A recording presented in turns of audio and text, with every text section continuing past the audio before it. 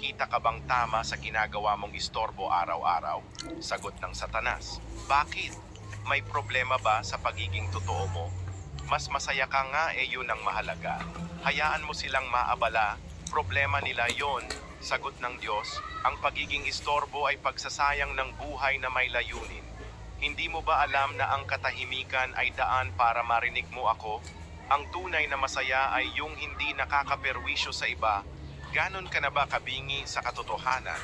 Sagot ng Satanas, ang totoo ay masakit kaya huwag mo na lang pakinggan. Basta masaya ka, wala nang problema. Ang mahalaga, ikaw ang nasusunod. Sagot ng Diyos, anak, ang katotohanang tinatanggihan mo ngayon ay apoy na susunog bukas. Ako'y patuloy na bumubulong pero pinipili mong siluin ang ingay. Hindi mo ako maririnig kung sarili mo lang ang gusto mong pakinggan.